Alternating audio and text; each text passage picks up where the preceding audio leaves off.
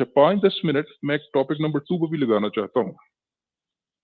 वो ये है कि हमारे चैनल पर भी लोगों ने सवाल किया और वैसे जो लोग एवोल्यूशन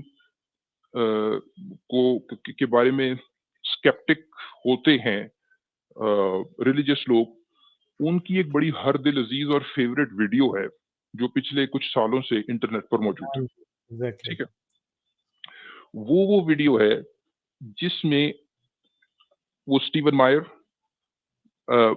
डेविड बर्लिंस्की और एक येल का कंप्यूटर साइंटिस्ट जो है, ये 3 लोग आपस अच्छा, में बैठे हुए बात कर रहे हैं। ठीक है, अच्छा, और ये बड़े मजे से, और इसका टाइटल कुछ समथिंग लाइक ये है कि मैथमेटिकल प्रॉब्लम्स या मैथमेटिकल चैलेंजेस फॉर एवोल्यूशन। ठीक है जी, हाँ, वो बातें करते हैं प्रोबेबिलिटी से रिलेटेड। अच्छा, ऑल्दो मैं कोई आपको पता है कि कभी भी जो बाय अथॉरिटी के आर्गुमेंट को हम वैसे नहीं सब्सक्राइब करते, और अगर कोई बिल्कुल ही क्या कहते हैं किसी चीज, किसी आदमी का वो फील्ड नहीं है, लेकिन अगर वो बात लॉजिकल कर रहा हम फिर भी उसकी भी बात सुन लेते हैं। लेकिन फिर भी ये बताना जरूरी है मेरे ख्याल से कि जो ये लोग बैठे हुए थे, इनमें वो डेविड बर्लिंस्की जो कि फिलोसोफर है, और जो वो दूसरा जो कंप्यूटर साइंटिस्ट है येल का, उन दोनों ने जब बायोलॉजी की कोई बात आती तो वो रुख कर देते थे स्टीवन मायर्स की तरफ कि अच्छा जी, हुँ, हम तीनों में से जो हाँ, क्लोज, जिसका कुछ थोड़ा बायोलॉजी में बैकग्राउंड है, वो स्टीवन मायर। अच्छा, हालांकि स्टीवन मायर भी क्या कहते हैं कोई बायोलॉजिस्ट तो है नहीं है। हाँ, ठीक है जी। अच्छा, लेकिन हम फिर भी इस वजह से उनका उनकी बात रिजेक्ट नहीं करते कि भाई उनमें कोई बायोलॉजिस्ट नहीं था, लेकिन ये बात नोट करने की है कि बायोलॉजिस्ट में भी कई होंगे, कुछ क्रिएशनिस्ट बायोलॉजिस्ट होते हैं। ठीक है, कोई क्रिएशनिस्ट बायोलॉजिस्ट भी उनकी महफिल का हिस्सा बनने के लिए गवारा नहीं था। इतनी वो लोग क्या कहते हैं यानी इतनी रॉन्ग फुटेड उनकी गुफ्तगू जो थी वो बेस थी।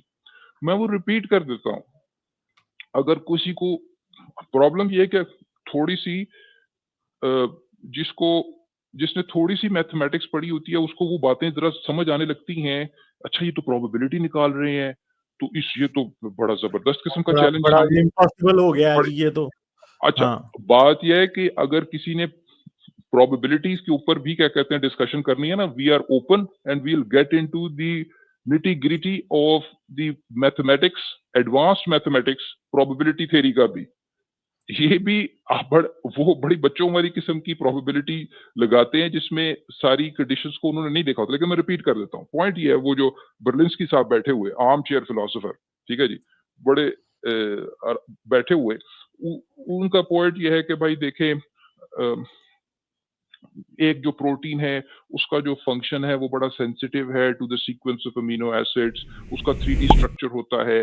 आप वो एक long chain of amino acids है, आपके पास 20 अमीनो एसिड्स है टोटल, तो किसी एक अमीनो एसिड की होने की प्रोबेबिलिटी जो है वो 1/20 है। तो आप देख लें कि इतनी लॉन्ग चेन में 1/20 को 1/20 को 1/20 1/20 मल्टीपल टाइम्स क्या कहते हैं मल्टीप्लाई करेंगे, तो वैनिशिंगली स्मॉल प्रोबेबिलिटी है which is almost identical with zero. तो देखें, ये बात है, तो ये एवोल्यूशन ये कहती है। ठीक है जी, ये उनका आर्ग्यूमेंट है। ठीक है जी। अच्छा, अब इसमें कितनी ग्रोस मिस्टेक्स हैं वो हम क्या कहते हैं आइडेंटिफाई करेंगे सबसे पहले, कि क्यों कि अगर कोई बायोलॉजिस्ट बैठा होता उस महफिल में तो वो उन्हें पॉइंट आउट करता, क्योंकि प्रोबेबिलिटीज निकालने के लिए आपको बायोलॉजी आनी चाहिए ना। आपको तो मॉडल ही नहीं पता ना। आप तो समझ रहे हैं कि कोई कॉइन टॉस लेकर, तो 20 साइडों का कॉइन है, तो वो कोई कॉइन टॉस कर रहा है तो फिर उसके मुताबिक अमीनो एसिड सेलेक्ट हो रहे हैं, आप तो ऐसे समझ रहे हैं। ठीक है, लेकिन हम जरा इस पर मल्टीपल लेवल्स पर इसको क्रिटिसाइज करते हैं। सबसे पहले ये है कि ये बात समझना कि एग्जैक्टली वो जो जो हम जिस न्यूक्लियोटाइड सीक्वेंस को हम आज देख रहे हैं, एग्जैक्टली वही सीक्वेंस होना चाहिए in order to produce a functioning protein. ये बात बायोलॉजिकली गलत है। ठीक है, और इसका आपको प्रूफ बायोलॉजी से ही मिलेगा। उसकी वजह यह है कि जिसने बेसिक लेवल पर जेनेटिक्स और मोलेकुलर बायोलॉजी पढ़ी है, उसको उसको सिनोनिमस कोडॉन्स का आइडिया पता होगा। सिनोनिमस कोडॉन्स को सिनोनिमस कोडॉन्स क्यों कहते हैं? सिनोनिम्स का मतलब होता है जिनका मतलब एक जैसा हो, यही मतलब होता है ना अंग्रेजी में, सादा जुबान में। सिनोनिमस कोडॉन्स वो होते हैं विच code for the same amino acid.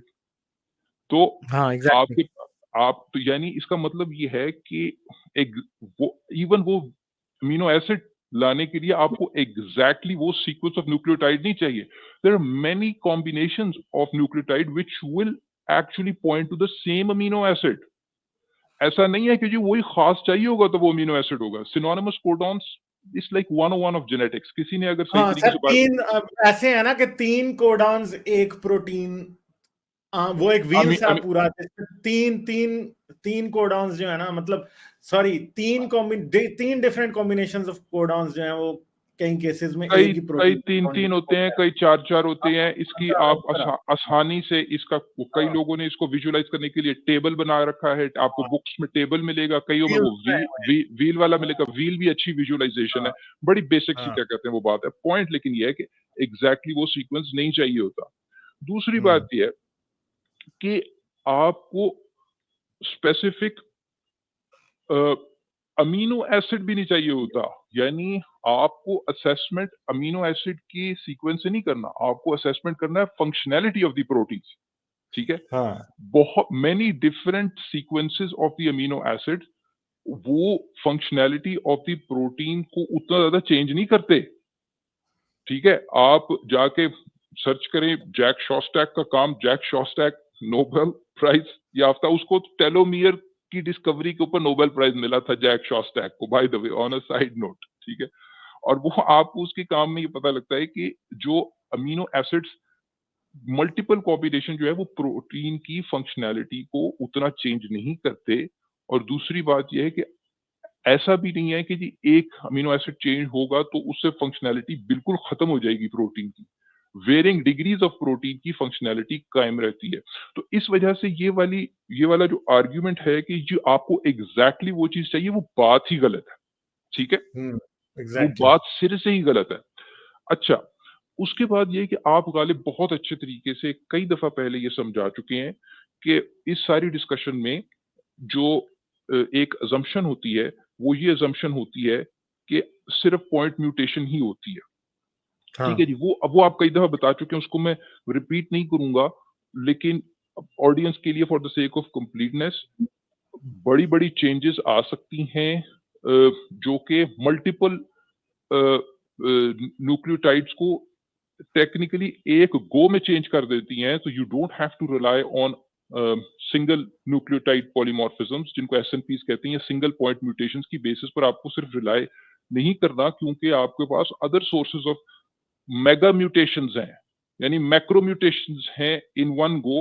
उनमें 2-3 का नाम मैं ले देता हूँ। उसमें सबसे बड़ी एक चीज होती है जिसको कहते हैं अल्टरनेटिव स्प्लाइसिंग। अल्टरनेटिव स्प्लाइसिंग में ये है कि जी जिनको थोड़ी सी बायोकेमिस्ट्री आती है उनको ये पता होगा कि आपके जो डीएनए का जो सीक्वेंस है उसमें एक्सॉन्स होते हैं और इंट्रॉन्स होते हैं। और आपको इनको जोड़ना होता है, यानी जब क्या कहते हैं, जब इन्होंने आरएनए में कन्वर्ट करना है, अब ये डिफरेंट आपके जो एक्सॉन्स हैं उनको डिफरेंट कॉम्बिनेशंस में एज अ होल कंबाइन किया जाता है। इसको अल्टरनेटिव स्प्लाइसिंग कहते हैं। ठीक है जी? यानी आप समझिए कि आपके पास अगर एक चंक ए है, एक चंक बी है, एक चंक सी है, तो उसने ए बी सी ऑर्डर में जुड़ना है। ठीक है? लेकिन आपके जब उसने स्प्लाइसिंग आरएनए में कन्वर्ट होना है, तब जी, जी, उसने जी। जुड़ना है, हाँ ट्रांसलेशन के जी, दौरान। हाँ, हाँ, हाँ, ट्रांसक्रिप्शन के दौरान और फिर उसके बाद ट्रांसलेशन होनी है। हुँ, ए-बी-सी में जुड़ना है। वो ए-बी-सी का जो और A B C individually can be much longer chunks. ये एक कोई न्यूक्लियोटाइड नहीं, ये बड़े-बड़े लंबे-लंबे चंक सेगमेंट्स हो सकते हैं। जब अल्टरनेटिव स्प्लाइसिंग होती है, तो ए-सी-बी भी हो सकता है, बी-ए-सी भी हो सकता है, बी-सी-ए भी हो सकता है। और ये पॉइंट म्यूटेशन नहीं है। ये आप समझें कि बड़े-बड़े चंक्स जो हैं, वो उठा के इधर से उधर क्या कहते हैं, हो रहे हैं। तो इससे एक गो में मेगा म्यूटेशन आ सकती है। फ्रेम शिफ्ट का आप अक्सर ज़िक्र करते हैं। फ्रेम शिफ्ट का मतलब ये है कि अगर आपका 3 वो पोज़ीशन से फ्रेम शिफ्ट हो तो इतना ज़्यादा फ़र्क नहीं पड़ेगा, क्योंकि 3-3 के कोडॉन्स हैं। लेकिन अगर एक की फ्रेम शिफ्ट होगी तो फंडामेंटली एक नई प्रोटीन बन जाएगी, जो पहले कभी बट एक्जिस्ट नहीं करती थी तारीख में। हाँ, वो सिर्फ एक सिंगल पॉइंट सब्स्टिट्यूशन या हाँ डिलीशन से जी, बिल्कुल इंसर्शन इंसर्शन या डिलीशन से अगर एक डिलीशन हो जाए तो उससे बिल्कुल ब्रांड न्यू प्रोटीन जो कि तारीख में हाँ एवोल्यूशनरी हिस्ट्री में एग्जिस्ट नहीं करती थी, वो एक गो में क्या कहते हैं बन जाएगी, फिर ट्रांसपोजेबल एलिमेंट्स है।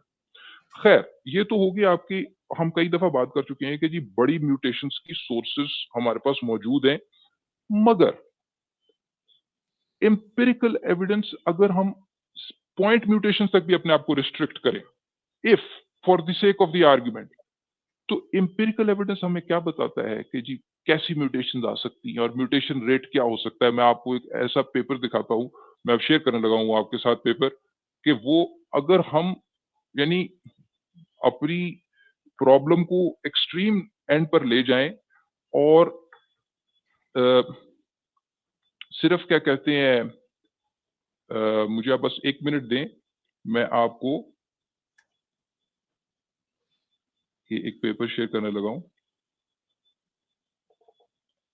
This is a remarkable study और ये आप पेपर खोलिए ज़रा।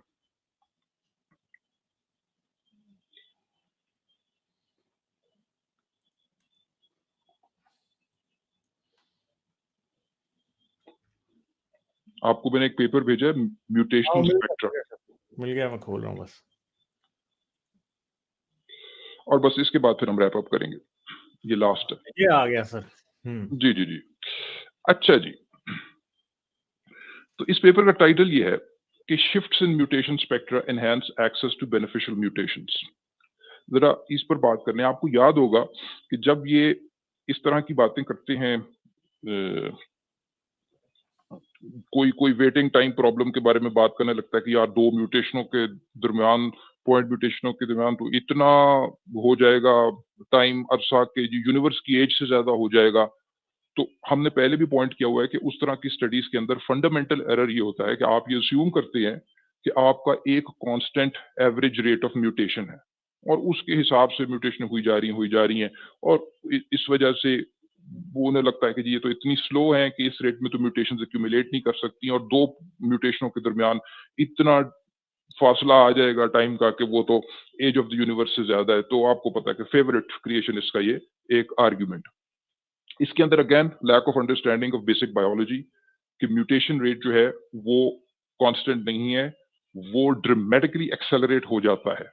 अच्छा, कैसे एक्सेलरेट होता है और क्यों एक्सेलरेट होता है, उस पर भी हम कई दफ़ा बात कर चुके हैं और उसको तो हम सबसे बड़ा evidence of trial and error जो कि हम ऑब्जर्व करते हैं लैब में, मैं कई दफ़ा पहले एक अलहदा पेपर में दिखा चुका हूँ कि डीएनए की जो रेप्लिकेशन होती है, जो कि बड़ी ही एक्यूरेट रेप्लिकेशन है, तो आप कहते हैं कि जी 1 इन बिलियन उसके अंदर एरर होता है रेप्लिकेशन में। वो 1 इन बिलियन ऐसे नहीं होता कि एक गो में उससे सही तरीके से रेप्लिकेशन हो जाती है। उसमें एरर्स होते हैं, फिर आपके पास रिपेयर एंजाइम्स मौजूद हैं, डीएनए पॉलीमरेज़ के रिपेयर एंजाइम मौजूद हैं, जो कि टेक्निकली समझें कि प्रूफ रीडिंग होती है, अगर जहाँ एरर होते हैं, वो दोबारा वहाँ ट्राई की जाती है। सेकंड टाइम में बेहतर अगर क्या कहते हैं एरर रेट कम हुआ है, फिर थर्ड, फोर्थ, मल्टीपल ट्रायल्स में जाकर वो 1 इन बिलियन एरर्स आते हैं, वरना 1 इन 10,000 एरर्स एक गो में, एक ट्राई में, that is the error rate.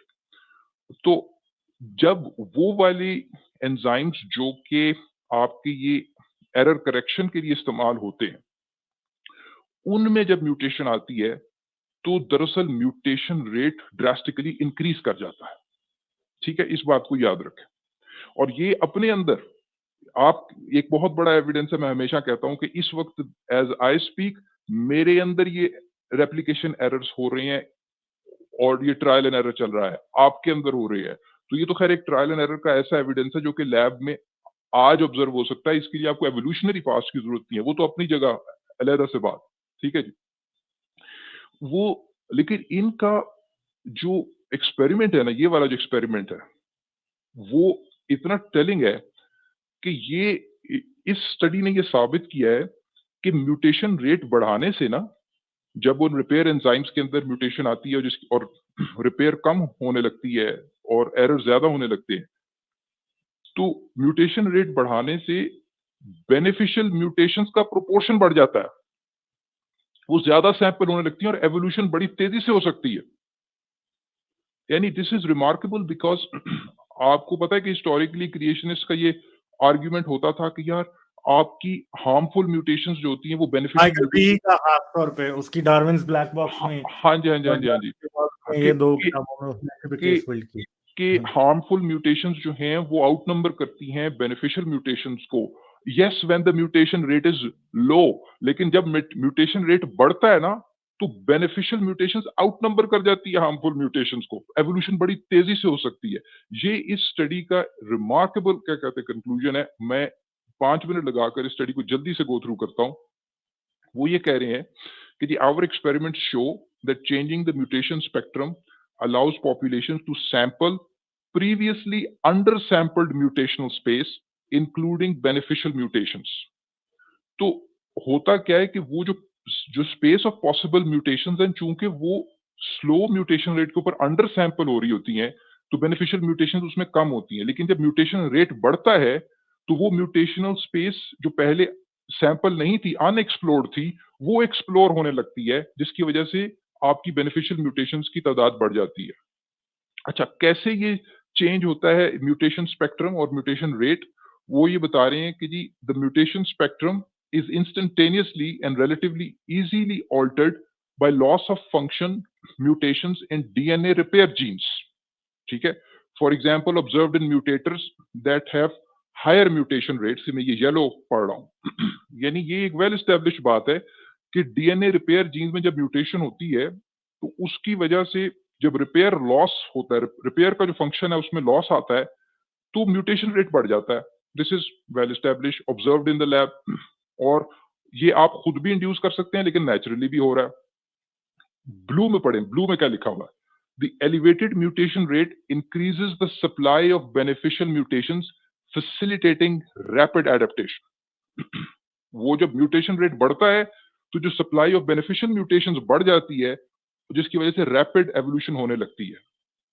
आगे पढ़े, जो ये रेडिश पिंकिश है वो क्या है जी? However, spectral shifts also occur without associated mutation rate changes, such as with the loss of some bacterial DNA repair enzymes and under nutritional or anaerobic stress। यानी ये वाली शिफ्ट्स तब भी ऑब्जर्व होती हैं जब एनवायरनमेंट में चेंज आती है, न्यूट्रिशन में चेंज आती है या आपके ऊपर सेलुलर स्ट्रेस बढ़ता है, तब भी रेट ऑफ म्यूटेशन जो है ना चेंज होता है। ये go back to our previous discussion जो हमने बारबरा मैकक्लिंटॉक की स्टडीज पुराने जब की थी एग्जैक्टली। कि हाँ जी। रेट ऑफ म्यूटेशन बढ़ने लगता है हम्म। जब आपकी यानी जब आपकी आप एनवायरनमेंट के लिए मिसफिट होने लगे हैं और सेलुलर स्ट्रेस बढ़ने लगा है तो रेट ऑफ म्यूटेशन उस वक्त बढ़ जाता है क्योंकि आपकी एपिजेनेटिक मैकेनिज्म्स फेल करने लगते हैं। उन्होंने जिन जीन्स को स्विच ऑफ करके रखा होता है वो स्विच ऑन हो जाती हैं, जिनको ऑन करके रखा होता है वो ऑफ हो जाती हैं, वगैरह वगैरह। खैर आगे चलें, जिसकी जो टेलिंग मैंने आपको जो इसके रिजल्ट्स दिखाने हैं स्टडी के, वो इन्होंने क्या किया, उन्होंने कहा अच्छा हम इसको जरा एक्सपेरिमेंट करते हैं, जरा इसी को उन्होंने क्या किया कि डायग्राम पे डीएनए, आऊं या अभी ऊपर वाला टेक्स्ट रहने दूं? ये पिंक वाला मैं और येलो वाला दो टेक्स्ट पढ़ने फिर हम सीधे डायग्राम पे जाएंगे। उन्होंने क्या किया कि मटवाई जीन वो जीन है जो कि डीएनए रिपेयर जीन, समझे? ठीक है जी। उन्होंने क्या किया, वो कहते हैं कि जी हमने इस सारी चीज को, उधर तो आपको नजर आ रहा है कि जी मुख्तलिफ स्पीशीज के अंदर जो ये डीएनए रिपेयर जीन जब मैनिपुलेट होती है, जब उसमें म्यूटेशन होती है तो रेट ऑफ म्यूटेशन उनका बढ़ जाता है। इन्होंने कहा कि हम इसको करके देखते हैं इन द लैब।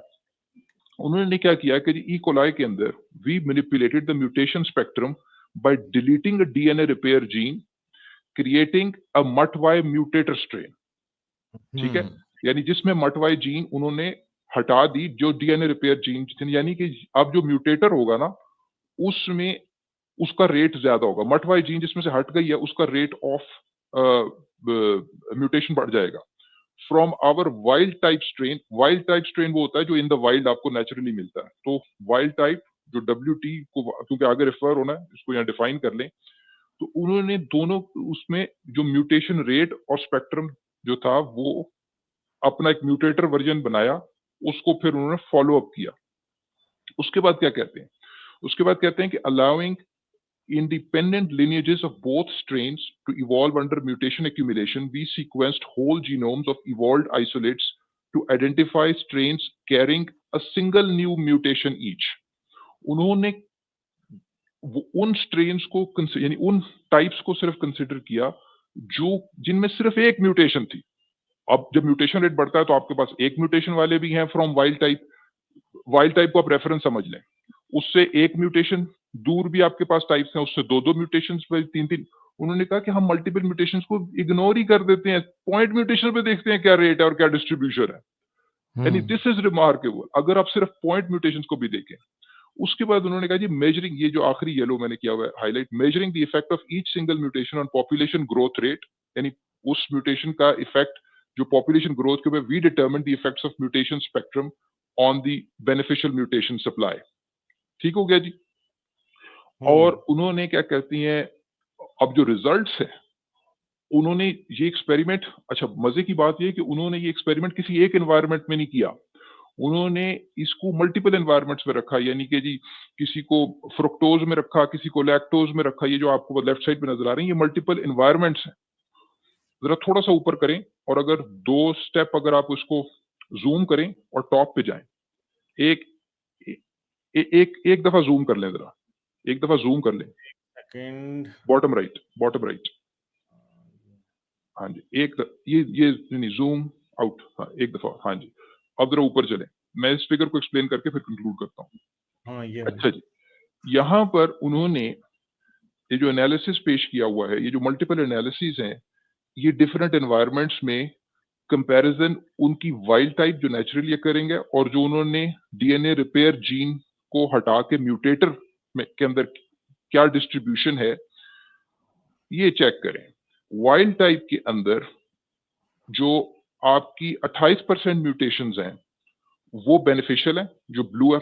दूसरी लाइन में पढ़े, WT के आगे लिखा है 28% राइट साइड में बेनिफिशियल, 33% न्यूट्रल, 39% डेलेटेरियस। तो 39% हार्मफुल म्यूटेशन है जिनसे रिप्रोडक्शन रेट कम हुआ उनका, और 28% उसमें भी बेनिफिशियल है, वो भी अच्छी खासी 28% भी अच्छी खासी बेनिफिशियल म्यूटेशन है।